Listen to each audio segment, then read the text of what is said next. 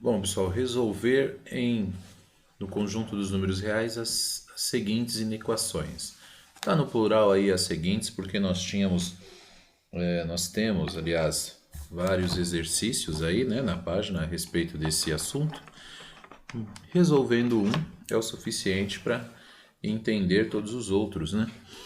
Então, na inequação, nós precisamos entender o seguinte: quando a gente fala de equação, nós temos a ideia de um valor para a resposta, um valor efetivo para a resposta. No caso de uma equação do segundo grau, nós poderemos encontrar, né, duas raízes, ou seja, dois valores para x, uma única raiz, e isso tudo vai depender do nosso delta, né, quando faz a equação de segundo grau.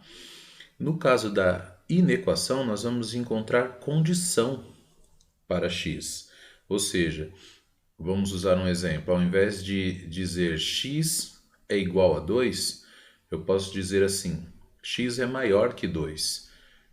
Ele pode ser o 2? Não, ele é maior que 2. Então ele pode ser 2,1, mas não o 2 necessariamente.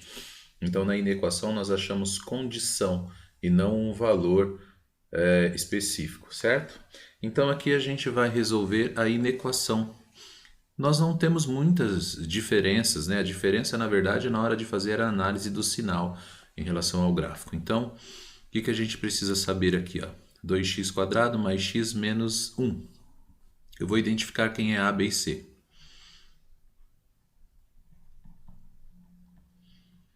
O meu valor de A é o 2. Meu valor para B, o A é o valor que acompanha x², B é o valor que acompanha x, se não tem nada, então é 1. C é o termo independente, que nesse caso é menos 1. E aí eu aplico o delta, né? Preciso do delta. Delta é igual a b ao quadrado menos 4ac. Delta é igual b ao quadrado. O b vale 1, então aqui eu tenho 1 ao quadrado menos 4 vezes 2 vezes menos 1. Delta é igual 1 ao quadrado é 1. Menos 4 vezes 2 é menos 8. E menos 8 vezes menos 1 é 8 positivo por causa da regra de sinal. Delta é igual a 9. Agora eu vou fazer a formulazinha de Bhaskara. X é igual a menos b mais ou menos raiz quadrada do delta sobre 2 vezes o a. X é igual a menos o valor de b. B é 1, então eu vou ficar com menos 1. Mais ou menos, raiz quadrada do delta é a raiz quadrada de 9, sobre 2 vezes o valor de a, que é 2. Aqui, simplificando essa equaçãozinha, x ficou igual a menos 1, mais ou menos raiz de 9, mais ou menos 3. 2 vezes 2 é 4. E aqui a gente tem duas soluções, né?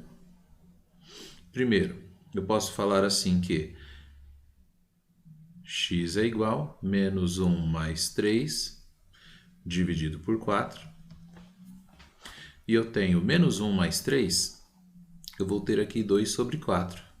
Se eu simplificar, 1 sobre 2. E aqui embaixo, x, né? Aqui eu achei x', x duas linhas, ou x1 e x2, tanto faz, é igual a menos 1 menos 3 dividido por 4. Menos 1 menos 3, isso aqui dá menos 4 sobre 4.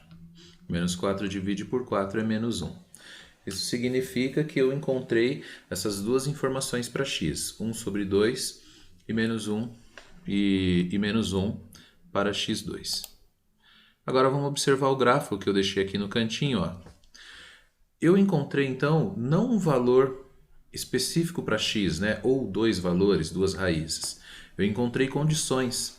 Então, significa que o x é qualquer valor menor que menos 1.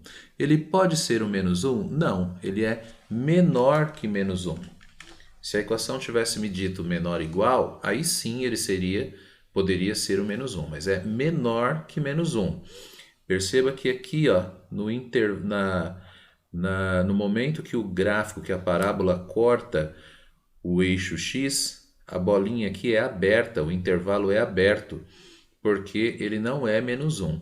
Ele é qualquer valor menor que menos 1, mas não é ele. E aqui,